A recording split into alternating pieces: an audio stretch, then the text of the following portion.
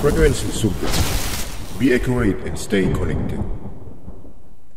Helen Roseveare lahir pada tanggal 21 September 1925 di Inggris. Ia adalah seorang misionaris, dokter, dan penulis. Helen berkomitmen untuk sedari muda memberikan dirinya kepada Tuhan. Ia berkata, "Tuhan, hari ini aku bersungguh-sungguh. Silakan, utuslah aku dan buatlah aku menjadi semakin seperti Yesus, apapun resikonya. Namun tolong, ketika aku merasa tidak dapat bertahan lagi dan berteriak mau berhenti, maka abaikan kata-kataku itu. Tetap ingatlah akan komitmenku yang semula." Pada saat itu, ketertarikannya pada misi telah bulat hingga Helen memutuskan untuk mendaftarkan diri ke World Evangelization Crusade untuk melayani di Afrika. Dia ditugaskan di wilayah timur Laut Kongo yang kemudian disebut Zaire. Dia menjadi satu-satunya dokter bagi 2,5 juta orang di sana. Di tengah prestasi yang ia raih, tiba-tiba atasannya berbicara kepadanya, "Jika kamu berpikir bahwa kamu datang ke ladang misi karena kamu sedikit lebih baik daripada yang lain, sebagai pemanis gerejamu, atau karena gelar doktermu, atau untuk layanan yang dapat kamu berikan kepada gereja Afrika, atau bahkan bagi jiwa-jiwa yang kamu pandang dapat diselamatkan, maka kamu akan gagal. Ingat, pada akhirnya Tuhan hanya memiliki satu tujuan bagi kita masing-masing, membuat kita menjadi seperti Yesus. Dia hanya tertarik pada hubunganmu dengan dirinya. Biarkan dia membawa dan membentukmu seperti yang dia kehendaki, maka yang lainnya akan tertata dengan benar dan dengan sendirinya." Perkataan itu seperti menampar Helen, membuatnya sadar bahwa masih banyak keakuan dan keinginan untuk dihormati dalam dirinya. Helen memang dibesarkan dalam keluarga Inggris yang berkecukupan, namun ia tumbuh sebagai pribadi yang sering gelisah. Selalu ingin unggul, ingin diperhatikan, dikagumi, serta ingin menjadi yang terutama. Jadi memberi diri saja tidaklah cukup. Ia sadar ia harus masuk ke dalam proses pembentukan tangan Tuhan untuk dijadikan sebagai pribadi yang baru di dalam Kristus. Dalam waktu 11 tahun, wilayah seluas 14 hektar berubah menjadi 100 tempat tidur rumah sakit dan alat-alat persalinan yang kompleks dengan semua bangunan dan layanan yang diperlukan. Selain itu, dia mendirikan 48 klinik kesehatan pedesaan sebagai bentuk pertolongan pertama. Semua pasien yang ada di sana tidak hanya dirawat, namun juga mereka mulai mendengar Injil melalui pelayanan para pendeta di rumah sakit. Namun sayangnya, selama tahun-tahun itu, berbagai ketegangan dan tekanan meningkat. Lembaga misi menugaskan Dr. John Harris ke rumah sakit itu dan menempatkan dia sebagai penanggung jawab. Keputusan ini membuat Helen terluka dan menjadi marah, kesal, serta kelelahan karena terlalu banyak pekerjaan. Bahkan dia terlibat konflik dengan rekan-rekan di Afrika. Waktunya bersama Tuhan pun menjadi sangat terabaikan. Bahkan ia menjadi kurang berminat dalam berdoa dan belajar Alkitab. Pendeta nasional Pastor Dugu yang peka akan gejala itu pun mulai mengundang Helen untuk berdoa puasa selama seminggu. Setelah beberapa hari, Tuhan mulai mengoreksi kehidupan Helen, sehingga ia menyadari dan menulis, "Roh Allah menyentuh hatiku dan meruntuhkan penghalang berupa kebanggaan, perasaan dingin, dan mengungkapkan diriku yang sebenarnya. Mencurahkan isi hati, mengungkapkan semua kebusukan dan perasaan gagal, ketakutan dan kritik, kebanggaan dan egoisme. Lalu secara lembut dan tenang, Pastor Dugu membawa saya berpaling jauh dari diri sendiri kepada Kristus di Kalvari. Saya harus memaafkan dan meminta maaf kepada orang-orang tertentu." Maka lalu keteduhan datang dalam batin saya. Selama pelayanan Helen, Tuhan terus membentuk dan memproses ulang sudut pandang dan dasar keyakinannya, sehingga semua yang manusiawi dapat tergantikan dengan yang ilahi. Hal tersebut justru membuat Helen sadar bahwa bukan seberapa banyak atau seberapa besar yang kita lakukan untuk Tuhan, tapi seberapa besar kehidupan persekutuan kita dengan Tuhan, dan seberapa mau kita meninggalkan keakuan kita dan membuka diri untuk terus diubah menjadi seperti Yesus. Pada tahun 1976, Helen membagikan kisah hidupnya dan menyimpulkan sesuatu di konferensi misi urbana. Satu kata menjadi sangat jelas, dan kata itu adalah hak istimewa. Tuhan menghendaki untuk kita mati dari cinta diri sendiri, uang, dan dunia. Itu semua ada di dalam Dia dan bagi Dia. Justru sebenarnya Tuhanlah yang menawarkan hak istimewa yang tak ternilai bagi saya, yaitu suatu kehormatan untuk bisa merasakan seujung persekutuan penderitaan Kristus.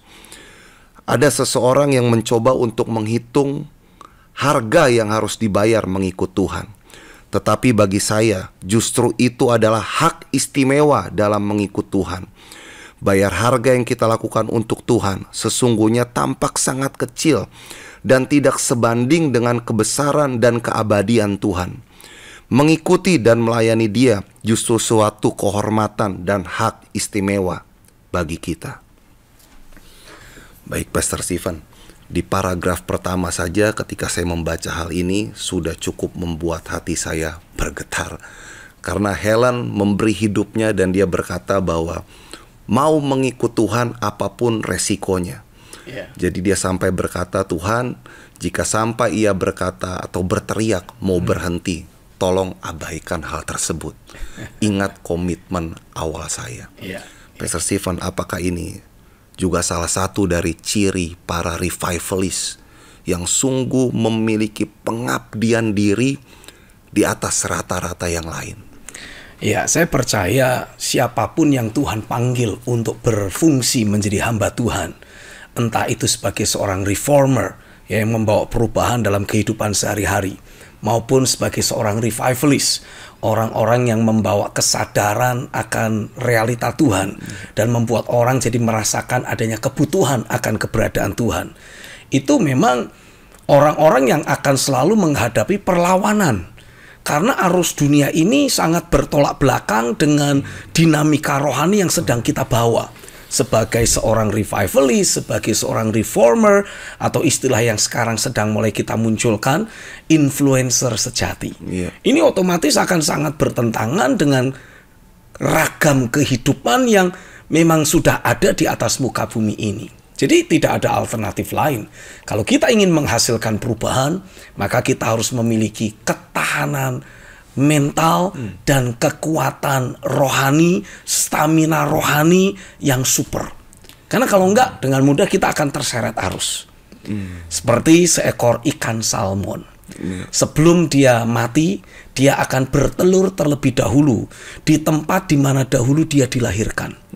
Which is artinya dia akan mengarungi sungai-sungai, dan kemudian bahkan mungkin dia harus mengorbankan dirinya secara sedemikian rupa, melawan arus, dan ya dia tidak boleh menyerah sampai di titik di mana dia pada waktu itu dilahirkan, dan disitulah dia kemudian bertelur kembali sebelum kemudian mati. Ada sebuah filosofi yang sangat luar biasa dari ikan salmon tersebut. Walaupun mungkin rentang waktu kehidupan kita ini tidak panjang, tapi ketika kita bisa memastikan kita menghasilkan buah dan kita memastikan generasi di bawah kita akan bisa menikmati kehidupan yang lebih baik lagi. Itulah kehidupan yang sejati dari seorang revivalist, dari seorang reformer, ataupun seorang influencer sejati. Dia selalu berasosiasi atau berorientasi kepada a better life for the next generation. Membuat, mengkondisikan generasi sesudah kita bisa menikmati kehidupan yang lebih baik karena apa yang kita lakukan. Itu sekalipun resikonya cukup besar, Pastor. Resikonya tentu saja beragam di masing-masing orang, tapi risiko tertingginya adalah mengalami kematian. Tapi terlepas dari risiko tertinggi ini harus terjadi dalam diri seseorang, ataupun mungkin tidak terjadi dalam diri orang lain. Anyway, Tuhan menuntut kita untuk mati dari diri sendiri setiap hari. Jadi untuk kemudian kita mengalami kematian secara lahiriah, bukan lagi sesuatu yang menakutkan. Karena memang setiap hari kita sudah mengalami kematian bersama Kristus. Dan orang yang sudah mati bersama Kristus, dia tidak lagi takut dengan kematian. Apalagi yang ditakutin, wong dia sudah mati. Iya. Itu terbangun satu mental yang berbeda, dan respon dalam hidup sehari-harinya pun jadi berbeda ya, Pastor. Betul sekali. Sangat dibutuhkan adanya kegigihan dari seseorang yang ingin membawa perubahan dalam kehidupan orang lain atau perubahan di komunitas yang ada. Dan saya yakin pekerjaan firman dan roh yang terus Tuhan kerjakan dalam kehidupan setiap orang percaya, tujuannya adalah supaya mereka tidak lagi mempertahankan nyawa, tapi mereka betul-betul belajar dengan sukarela, dengan sukacita, mempersembahkan hidup mereka di mezbah Tuhan, dan hidup hanya untuk menggenapi rencana dan rancangan Tuhan. Iya. Baik, Pastor, ada pemimpinnya Helen yang berbicara cukup tegas, cukup tajam kepada Helen, dan itu seperti menampar dirinya Helen. Bahwa sepertinya segala kelebihan, kemampuan yang Helen bawa ke Afrika itu tidak akan membuat dia berhasil kalau jika dia tidak terhubung dan memperhatikan persekutuannya dengan Tuhan. Bagaimana menurut Pastor? Bagaimanapun juga, kalau kita ingin membawa perubahan di atas muka bumi ini, kita tidak bisa bergantung kepada gelar-gelar yang kita punya. Kita tidak bisa bergantung kepada kemampuan, talenta, potensi yang mungkin sudah lama kita asah dan kita develop dalam hidup kita. Bahkan kita juga tidak bisa bergantung kepada resources yang selama ini mungkin kita miliki, atau bahkan pada koneksi-koneksi yang selama ini kita jagai. Kita hanya bisa bergantung kepada tangan Tuhan saja. Ini semua dibutuhkan, tapi ini semua bukan esensi yang terutama. Esensi yang paling utama untuk kita membawa perubahan dan memastikan terjadinya terobosan di komunitas-komunitas yang kita lahirkan atau kita ayomi, hanya ketika kita betul-betul bergantung penuh kepada Tuhan. Ketergantungan terhadap Tuhan tidak boleh digantikan oleh apapun. Keterhubungan kita dengan Tuhan, itulah yang menjadi kunci utama untuk memastikan terjadinya perubahan. Karena aliran air hidup itu kan harus datang dari ruang tahta, mengalir dalam diri kita, dan kemudian lewat hidup kita ini akan mengalir, menjamah, menjangkau kehidupan banyak orang yang berinteraksi dengan diri kita. Tanpa kita menjagai keterhubungan dan kebergantungan dengan Tuhan, artinya kita mulai bergantung pada diri kita sendiri. Kita mulai mencoba untuk mengalirkan sesuatu yang ada dalam diri kita. Cepat atau lambat, apa yang kita punya akan habis. Dan kalau itu sudah habis, ya tidak ada lagi yang bisa kita tawarkan.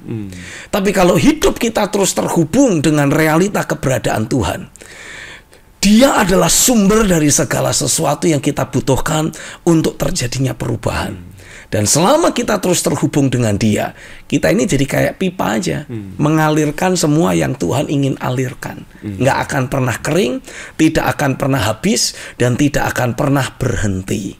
Terus mengalir sampai pada kekekalan. Haleluya. Dan pemimpin Helen ini juga menegaskan, Pastor, bahwa ujung-ujungnya itu sebenarnya bahwa Tuhan berkehendak untuk kita menjadi serupa dengan pribadi Tuhan itu sendiri, dengan Kristus itu sendiri. Jadi bagaimana, Pastor, korelasi antara keserupaan dengan Kristus dengan perubahan yang akan terjadi? Toh ada banyak orang yang gak serupa dengan Kristus juga kan, Pastor, yang bisa mendatangkan perubahan.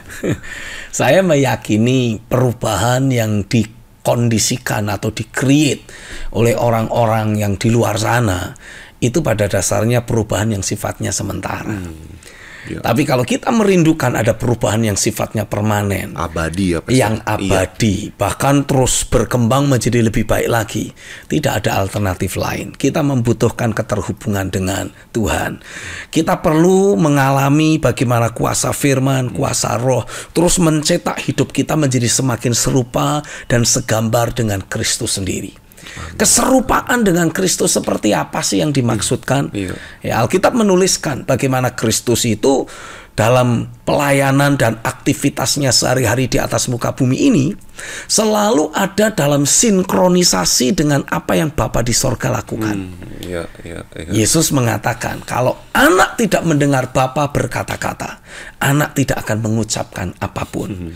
Kalau anak tidak melihat Bapa melakukan sesuatu, anak tidak akan bertindak melakukan apapun. Nah, keselarasan dengan apa yang Bapa Sorgawi lakukan inilah yang membuat apa yang Yesus lakukan menghasilkan dampak yang permanen. Nah, kita ini kan mewarisi roh Kristus. Jadi, dari sisi keterhubungan dengan Bapa, kita ini sudah dikasih kemudahan. Dikasih keterbukaan untuk pasti bisa punya keterhubungan yang akurat dengan Bapa sendiri. Nah, yang kita harus lakukan apa? Jagai keterhubungan tersebut. Dengan kita terus menjagai dimensi keterhubungan dan kebergantungan kita dengan Tuhan, baik itu lewat doa, lewat penyembahan, lewat menjagai hati supaya tidak menyimpan ganjalan, tidak menyimpan konflik batin. Saya yakin ini akan membuat aliran kehidupan yang dari Tuhan, dari ruang tahta, itu membanjiri hidup kita lebih dan lebih dan lebih lagi. Dan pada ujung-ujungnya, setiap kali kita berinteraksi dengan orang lain, apa yang ada dalam batin kita, itu yang Tuhan akan alirkan menjangkau kehidupan mereka yang lain. Persislah sama seperti saat ini. Saya percaya seberapa banyak saudara yang sedang mengikuti program ini, ketika engkau belajar membuka hatimu, engkau akan mendapati apa yang Tuhan kerjakan dalam batinku. Itu akan seperti Tuhan tularkan untuk menjangkau hidupmu. Dan saya berdoa, biarlah apapun yang Tuhan mulai bangun dalam diri saya, bahkan dia sudah investasikan lama dalam diri saya, akan mulai dia investasikan dalam hidupmu, dibangun dalam dirimu. Ada perkara-perkara ilahi, ada kehidupan yang sifatnya ilahi, dan biar hidupmu mulai menjangkau, mengalirkan kehidupan ilahi itu kepada banyak orang lain yang berinteraksi dengan hidupmu. Terjadilah di dalam nama Yesus. Haleluya. Ya, baik, Pastor. Jika kita berbicara mengenai revivalist, reformers seperti Helen ini, tidak terlepas dari proses pembentukan tangan Tuhan. Ya, pasti. Bahkan sepertinya ketika ia pun sudah merasa sudah dibentuk Tuhan, ternyata belum tuntas. Nah, apa yang dimaksud dengan proses pembentukan tangan Tuhan untuk para revivalist dan reformers? Apakah ini satu hal yang berbeda dengan orang percaya lainnya, Pastor? Saya yakin seharusnya setiap orang percaya, kalau dia membuka hidupnya untuk mengalami pekerjaan firman dan roh, mereka itu akan dibawa untuk masuk dalam fase proses pembentukan yang kurang lebihnya sama. Yang pertama, Roh Kudus akan kerja dalam hidup setiap orang percaya, membuat mereka itu betul-betul mengosongkan diri. Tidak ada lagi ambisi pribadi, tidak ada lagi keinginan manusiawi. Keinginannya cuma satu, melakukan kehendak Tuhan dan menyukakan hati Bapa. Hanya itu saja. Nah, sehingga sebagai akibatnya saat kita ada dalam pelayanan, kita itu tidak tergoda untuk jadi pamer. Wah, kan sekarang kan zamannya sosmed tuh. Apa-apa yang kita lakukan kan pengennya dipamerin di sosmed kita, ya. Ketika kita mau membawa sembako, katakanlah kita mau bakti sosial, kasih sembako, ya sebelum dikasih kita foto-foto dulu, selfie, wifi gitu kira-kira. Sementara orang yang mengulurkan tangan, itu difoto juga. Jadi kelihatannya dramatis. Apa tujuannya? Mencari puji-pujian yang sia-sia. Karena kalaupun orang memuji dirinya, terus kenapa kalau dipuji? Nggak akan membuat dia jadi lebih baik juga di hadapan Tuhan. Bahkan Alkitab menuliskan, kalau seseorang mencari puji-pujian yang sia-sia dari semua perbuatan baik yang dia lakukan, Apa yang Tuhan katakan? Engkau telah mendapatkan apa yang kau cari. Itu upah yang kau cari, engkau sudah mendapatkannya. Jadi ya Tuhan nggak perlu memberi upah apapun, wong itu yang dia cari kok. Jadi Tuhan menghendaki kita betul-betul terus mengalami pekerjaan firman dan roh secara sedemikian rupa, sehingga kita betul-betul mengosongkan diri. Mengosongkan diri dari keinginan untuk menonjol, keinginan untuk dipuji, keinginan untuk menjadi yang paling hebat. Nah, itu semua harus betul-betul mati bersama Kristus. Nah, tapi kalau sampai Tuhan bikin kita jadi hebat gimana? Ya itu kan Tuhan yang bikin, bukan kita yang bikin-bikin. Kalau kita yang kepengen, kita yang bikin-bikin, ya Tuhan tidak berkenan. Tapi ketika kita terus belajar mengosongkan diri, kita terus menganggap yang lain lebih utama daripada diri kita sendiri.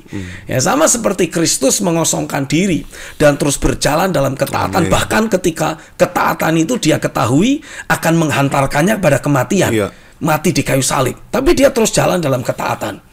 Alkitab menuliskan, Bapa di sorga mencurahkan roh kebangkitan, membangkitkan Kristus dari antara orang mati pada hari yang ketiga, dan setelah itu mendudukkan dia di sebelah kanan Bapa.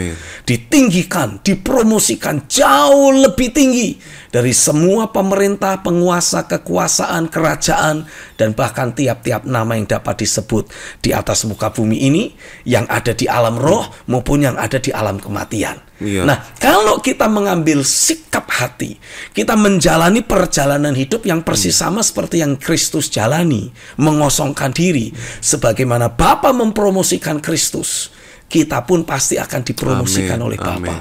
Ya, saya meyakini hal itu. Tapi jangan kita yang cari-cari. Biarkan Bapa yang bertindak dalam kedaulatannya. Nah, itu proses yang pertama. Saya mendapati untuk melewati proses yang satu ini saja, wah, pergulatannya, wah, itu bagi beberapa orang bisa berminggu-minggu, bahkan berbulan-bulan, dan tidak sedikit yang sampai bertahun-tahun. Ya, bahkan ada yang sampai hari kematiannya tidak selesai-selesai. Masih terus konflik batin, pengen jadi yang terbesar, pengen jadi yang paling hebat, dan semacam itu. Tapi saya berdoa, seberapa banyak kita yang melihat rekaman pada saat ini, biarlah tangan kuasa Tuhan betul-betul membawa engkau tergantung di atas kayu salib, mati bersama-sama dengan Kristus, sehingga kehidupanmu betul-betul bisa memperkenan hati Bapa. Tidak ada lagi keakuan, tidak ada lagi kemanusiawian, tidak ada lagi cinta dunia, cinta diri sendiri, cinta akan uang dalam hidupmu. Engkau betul-betul sudah mengosongkan diri, dan engkau betul-betul hanya berkata, yang aku inginkan adalah mengenal dia dan kuasa kebangkitannya, punya kehidupan yang memperkenan hatinya. Haleluya. Itu aspek pertama dari proses. Ada aspek selanjutnya. Ada aspek yang selanjutnya. Nanti setelah informasi berikut ini ya, Pastor, kita akan lanjutkan. Kehidupan orang percaya atau kekristenan adalah suatu perjalanan iman yang memiliki tujuan pasti, bukan sekedar jalan-jalan rohani yang tidak ada arah tujuannya. Sebab Tuhan telah menetapkan destiny ilahi bagi gerejanya, yakni memanifestasikan kesatuan pelayanan tubuh Kristus untuk memulihkan segala sesuatu dan mempersiapkan kedatangan Kristus, Sang Raja yang akan memerintah dan mengembalakan bangsa-bangsa bersama gerejanya yang adalah tubuh Kristus. Melalui buku Perjalanan Mengembalakan Bangsa-Bangsa, perjalanan iman kita akan semakin diperlengkapi dan diteguhkan, sehingga kita tidak akan mudah diombang-ambingkan badai kehidupan, melainkan kekuatan iman kita makin bertambah kokoh, kuat, dan perkasa. Untuk informasi buku, Anda dapat menghubungi kami di nomor 0896 8088 8929 atau di nomor 0817 4927 954. Kehadiran buku ini sekaligus menjadi trilogi message kerajaan tentang keberadaan gereja Tuhan di akhir zaman. Setelah sebelumnya telah diterbitkan buku yang berjudul Pola Gereja Akhir Zaman dan Menuju Kepenuhan Kristus. Buku-buku ini akan menjadi patokan perjalanan iman orang percaya, di mana Tuhan akan membawa kita menggenapi rencananya seperti yang telah dinubuatkan dalam kitab Wahyu 12. Inilah masa hari-hari yang penuh kuasa dan kemuliaan surgawi akan menyertai perjalanan gereja Tuhan menuju penggenapan rencananya. Ya, baik Pastor Stephen. Sebelum Pastor Stephen menjelaskan mengenai proses pembentukan selanjutnya, ada yang saya ingin tanyakan Pastor Stephen. Kita kan telah banyak membahas para revivalist sampai kepada Helen ini. Sepertinya benang merahnya terus sama, Pastor. Betul. Yaitu persekutuan, keterhubungan dengan Tuhan. Itu kan sifatnya sebenarnya tidak kasat mata, tapi sangat berdampak. Kehidupan yang di dalam yang terbangun akibat persekutuan dengan Tuhan ini sangat berdampak pada hidup orang lain. Seperti contoh, Pastor, kemarin gerakan bertekun, Pastor Stephen sedang menjelaskan sesuatu. Di batin saya tuh sudah bisa merasakan ada realita Tuhan, seperti ada pencurahan roh yang saya juga alami, yang tidak kasat mata, tapi saya rasa kemerdekaan dalam batin. Sampai rasanya tuh pengen mencucurkan air mata walaupun saat sedang menyetir, Pastor. Saya ngalamin Tuhan sekali pada saat itu, pada saat kemarin.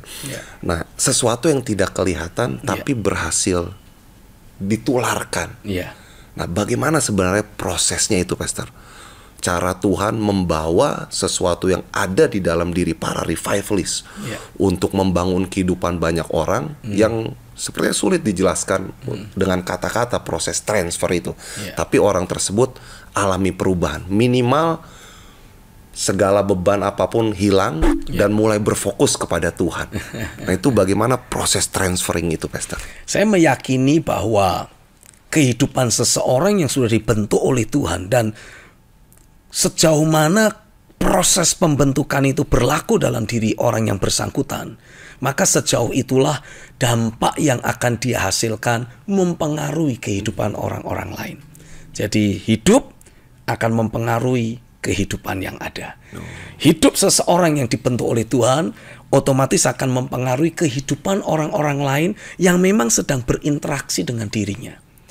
Nah, lalu proses seperti apa yang akan membuat hidup kita ini bisa memberi dampak buat yang lain? Tadi di segmen yang pertama kita membahas harus sampai mengosongkan diri. Tidak ada lagi kepentingan pribadi, keinginan jadi hebat, keinginan jadi terkenal atau yang semacam itu dalam hidup kita. Dan itu akan terus Roh Kudus kerjakan lewat pekerjaan firman yang disingkapkan dalam hidup kita, dan pekerjaan Roh Kudus itu sendiri yang betul-betul mengasah, mencetak ulang, membentuk kembali nature kehidupan yang kita punya. Ini nggak bisa dicontoh, ini hanya bisa dialami. Nah, ketika Roh Kudus membawa kita mengosongkan diri, pada saat itulah hidup kita yang sudah dikosongkan dari keakuan itu akan diisi dengan keilahiannya. Nah, semakin kita mengosongkan diri, artinya semakin banyak keilahiannya memenuhi hidup kita. Dan sejauh mana keilahian Tuhan memenuhi hidup kita, maka sejauh itulah keilahian itu akan bisa mempengaruhi orang-orang lain. Nah, itu baru bicara tentang proses mengosongkan diri.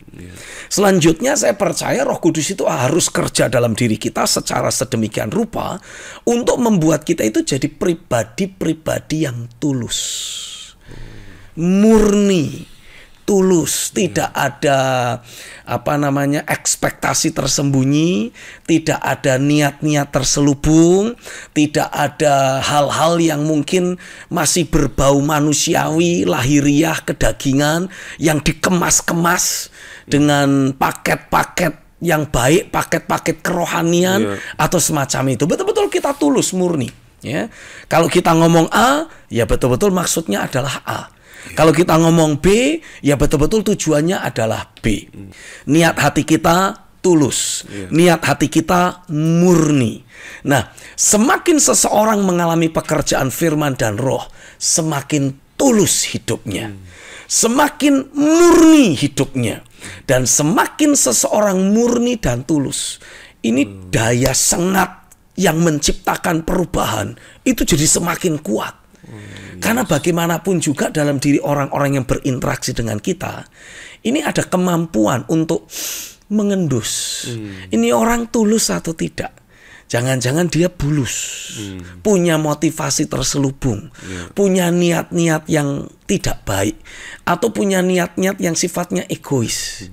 Tapi kalau orang itu betul-betul tulus, punya niat menolong, punya niat untuk melakukan kebaikan, orang pun akan bisa mencium, orang akan bisa mencicipi, orang akan bisa mendeteksi ketulusan orang yang punya niat baik itu. Nah, ketika Roh Kudus terus kerja dalam batin kita, membuat kita semakin tulus, membuat hati kita semakin murni.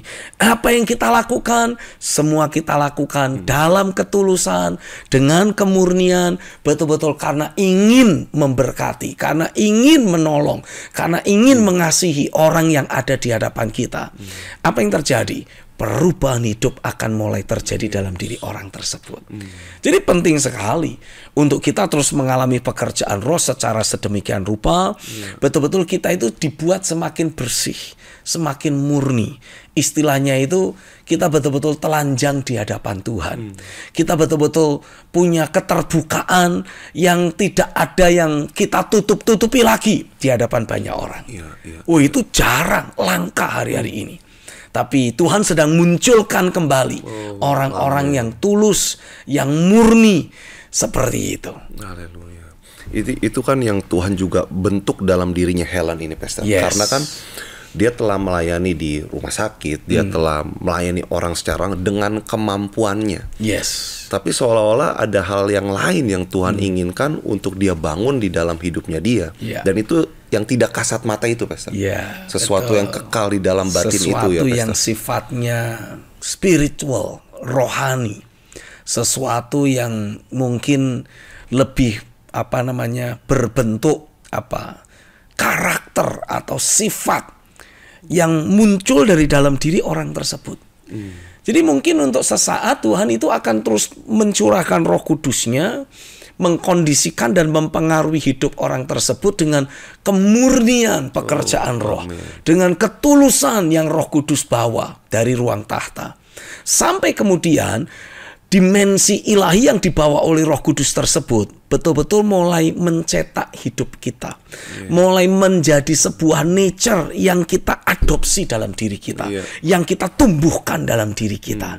Sehingga istilahnya pakai tanda kutip, kalaupun Roh Kudus berhenti bekerja, ketulusan itu tidak akan meninggalkan kita. Kayak misalkan kita punya cincin, katakanlah begitu, tapi ini cincin sepuhan. Apa yang terjadi? Setelah dipakai beberapa waktu kan mulai kelihatan aslinya. Awalnya berkilau-kilauan, tapi kemudian mulai jadi butek dan kemudian kelihatan ternyata ini cuman dari tembaga sepuhan atau dari tembaga yang dicampur. Kelihatannya mah bagus, putih, berkilauan, kayak emas putih. Ternyata lama-lama luntur juga. Nah, Tuhan tidak mengendaki kita jadi luntur.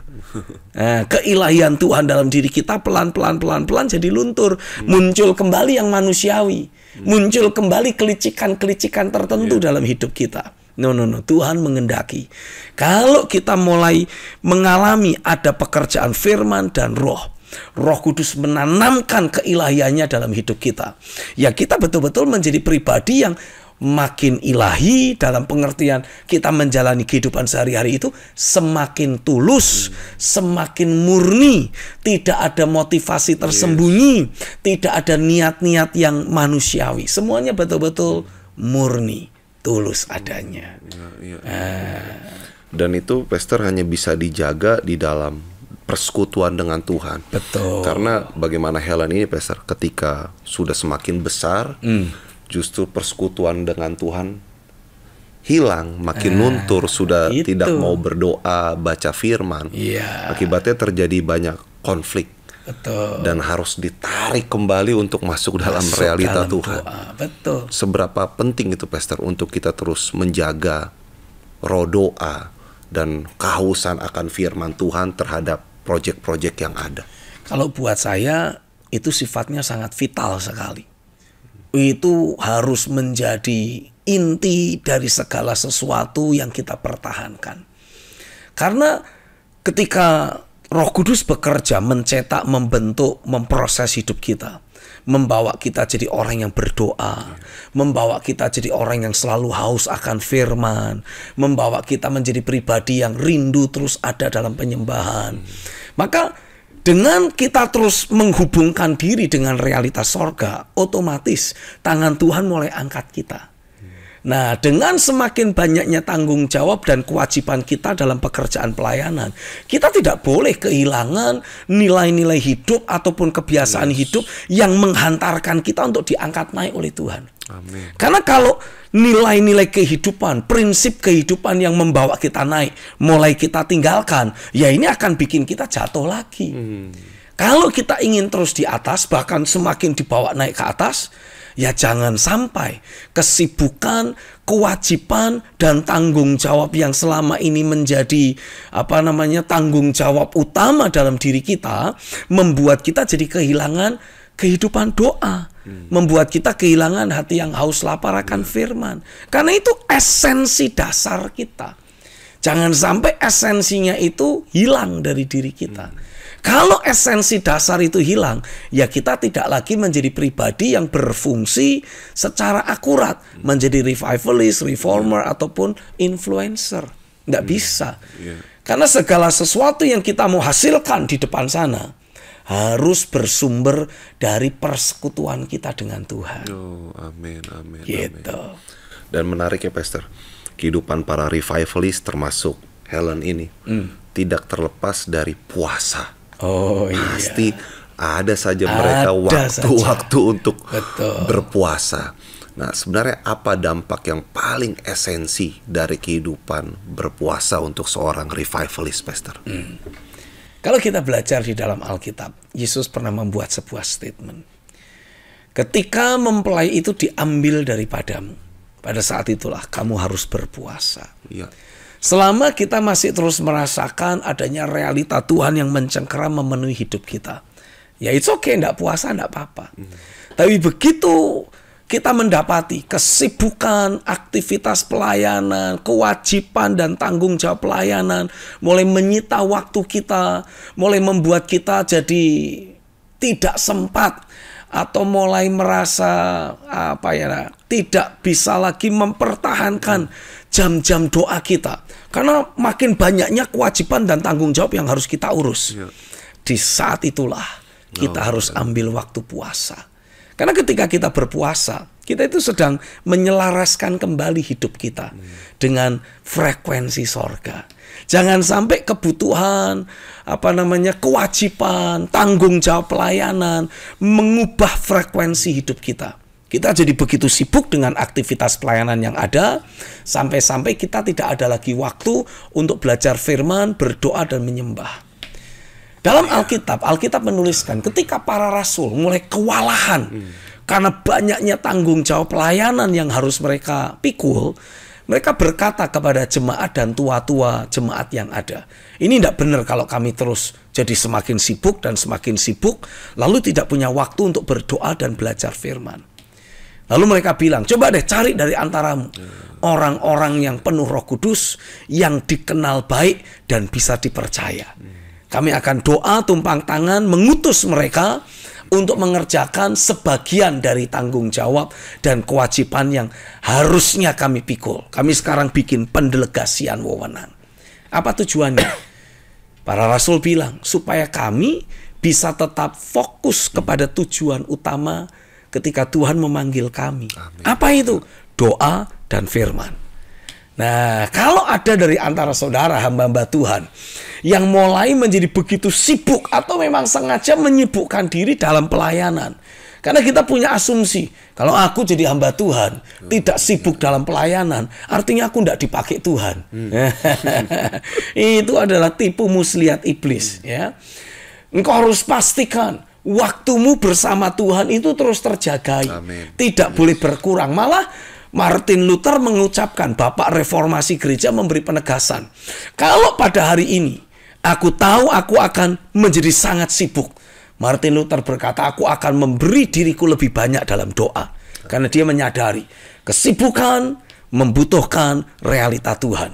Tapi realita Tuhan hanya bisa didapat di dalam doa. Saya berdoa biarlah pada hari ini Roh Kudus betul-betul kerja sekali lagi dalam hidupmu, mencurahkan hati yang haus lapar akan keberadaan Tuhan, mengimpartasikan sekali lagi roh doa dalam hidupmu, sehingga engkau mulai mendapati roh doa itu menggerakkan dirimu untuk masuk lebih dalam hadirat Tuhan, menjagai persekutuanmu, menjagai keterhubunganmu dengan realita Tuhan, dan kau akan mulai menikmati kehidupan ilahi mulai mengalir dan membanjiri hidupmu lewat kehidupan ilahi yang ada.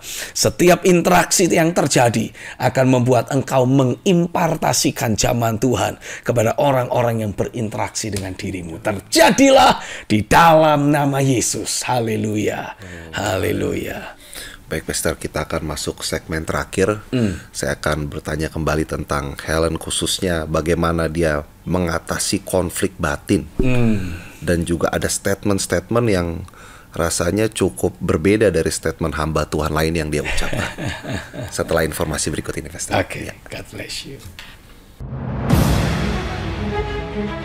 Apakah mungkin gereja Tuhan mengalami kepenuhan Kristus seperti yang dinubuatkan di dalam Alkitab? Bagaimana jati diri umat Tuhan yang sesungguhnya di dalam Tuhan? Bagaimana wujud pelayanan tubuh Kristus di akhir zaman nantinya? Apakah masih terpecah belah karena denominasi yang ada? Temukan jawabannya di dalam buku Menuju Kepenuhan Kristus yang ditulis oleh Pastor Stephen Agustinus. Terimalah pemahaman yang akurat seturut kebenaran firman mengenai kesatuan tubuh Kristus. Untuk informasi Anda bisa menghubungi kami di nomor 0896 8088 8929 atau di nomor 0817 4927 954.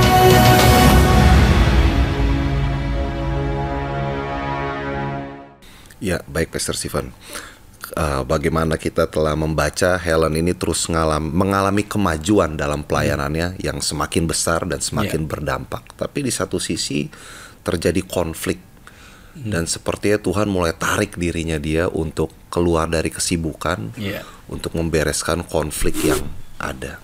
Nah, kenapa Tuhan harus melakukan hal ini, Pastor? Karena kan juga tetap bisa berjalan dengan konflik yang memang sebenarnya hal yang lumrah, hal yang biasa terjadi di dalam kehidupan kita sehari-hari. Tapi Tuhan seperti menarik Helen untuk masuk dalam doa dan puasa, membereskan hatinya, bahkan membereskan dengan orang-orang yang konflik dengan dirinya dia. Kenapa hal ini menjadi sangat penting bagi Tuhan? Saya membaca di Alkitab, ini memang luar biasa. Tuhan bilang begini, kalau kamu tidak bisa mengampuni sesamamu, aku pun tidak akan mengampuni kamu. Artinya apa? Ada masalah antara kita dengan Tuhan. Kalau kita menyimpan masalah orang lain, kita sedang menciptakan masalah dengan Tuhan.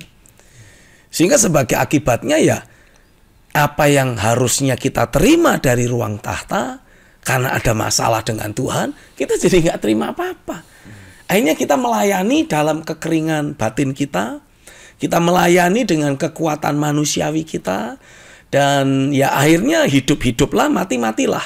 Dan yang kelihatannya tetap sukses berjalan dalam pelayanan pun, ya suka tidak suka, itu semua terjadi karena mungkin dia punya kapasitas yang luar biasa secara manusiawi.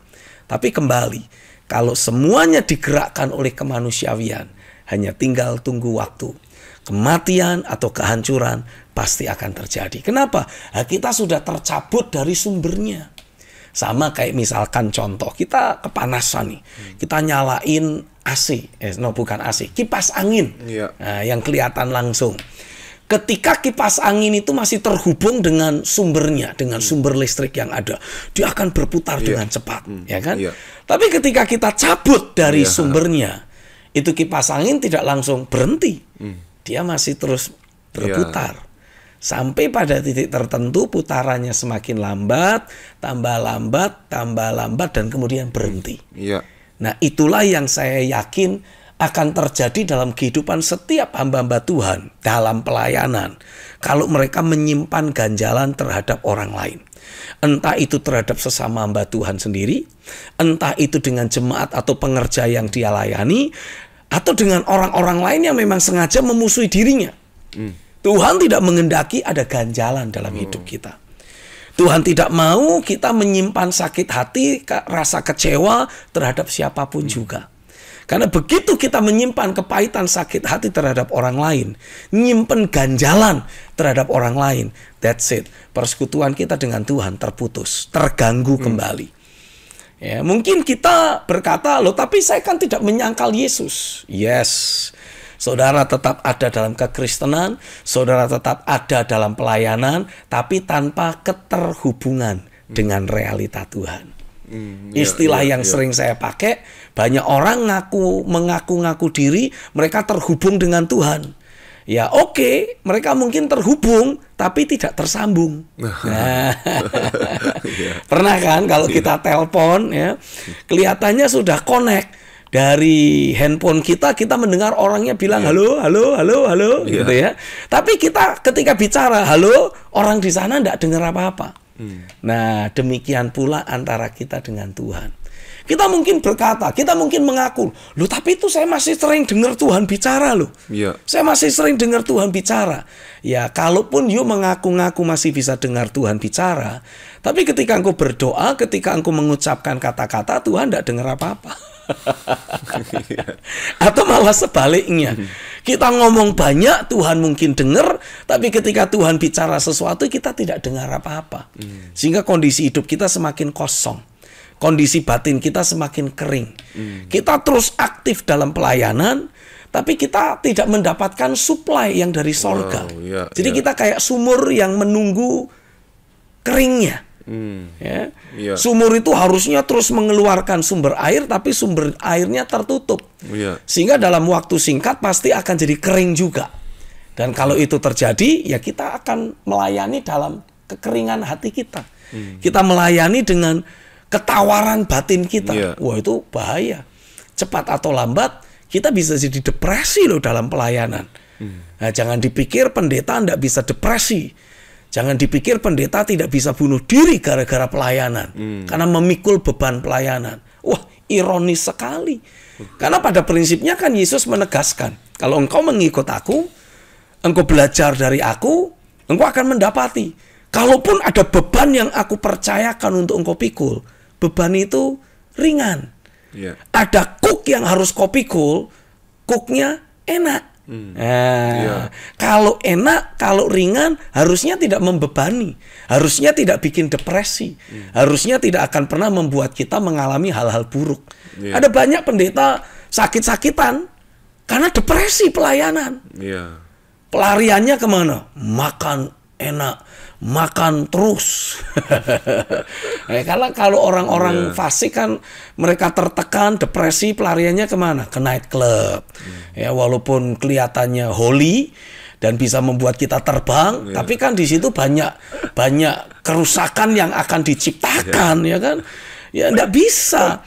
Tapi kalau orang Kristen, pendeta masa mau pergi ke kudus-kudus tapi tidak kudus itu, ya enggak bisa.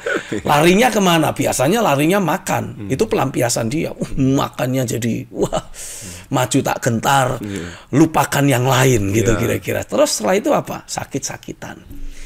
Dan ketika dia sakit-sakitan, dia doa, tidak ada mujizat terjadi. Terus gimana? Ya terpaksa harus pergi ke dokter. Terpaksa harus mengandalkan obat-obatan.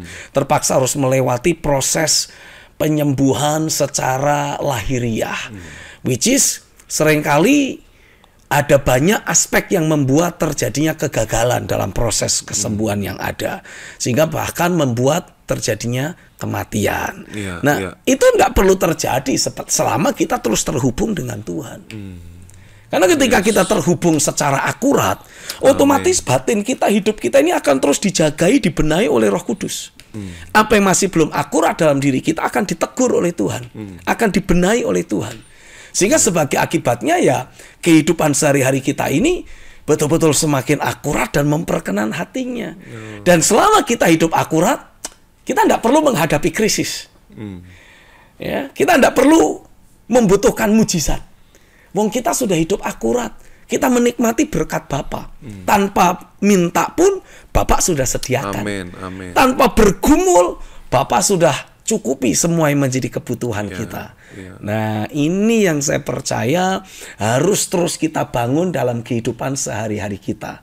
Saya berdoa seberapa banyak saudara yang menyaksikan tayangan dan rekaman ini, biarlah dari dalam hatimu akan lahir sebuah kerinduan besar untuk membenahi kehidupan sehari-harimu di dalam firman dan memastikan kehidupan sehari-harimu memperkenan hati Tuhan. Aku berdoa di dalam nama Yesus, biarlah pekerjaan firman dan roh terus terjadi dalam dirimu, membuat engkau masuk dalam kehidupan yang memperkenan hati Bapa dan memiliki kehidupan sehari-hari yang akurat selaras dengan firman. Terjadilah atasmu di dalam nama Yesus. Haleluya, haleluya, haleluya.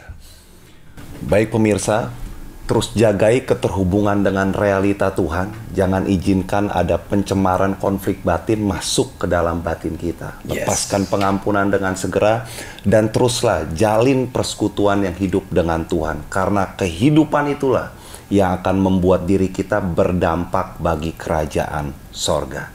Be accurate and stay connected. God bless you. I'll see you next week.